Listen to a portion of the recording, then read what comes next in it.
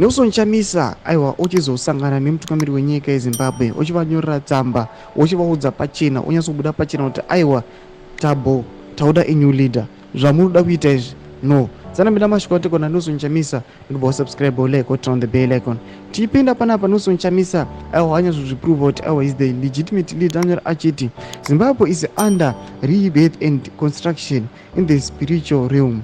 The shift is almost complete. Zimbabwe will change in no time, and its leaders will work in unison and from a united front. The country will grow fast, the economy will grow strong, development will be everywhere, not for specific regions. Zimbabwe shall be a country devoid of unhealthy slogans, useless or profitless partisan rallies, political fights and political stalemates.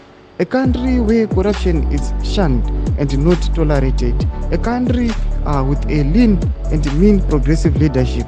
A country with leaders who are hooked up with each other. A country where citizens are respected, protected, heard and supported by government. A country with leaders who hear from God.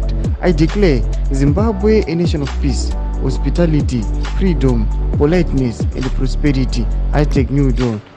God is in it. Mashoko anoita panapa chadreswa naNelson Chamisa achiti aiwa nyika yeZimbabwe aiwa the new dawn yakusvika. Panapa anouya achidhisimisa achiti aiwa tauda new leaders for Zimbabwe. Zvinhu zvamunotaura zvekuextend the term kana kuti ZANU-PF irambe iri on to rule. Panapa hatisi kuzvida. Takuda kuti vagari venyika yeZimbabwe vachifara nekuda kwenyika yavo nokuti ndo vana vevo. Kuti zai mafungiro enyu muri kudii pamusoro pechitiko ichi. Pinai comment section medu, subscribe or like.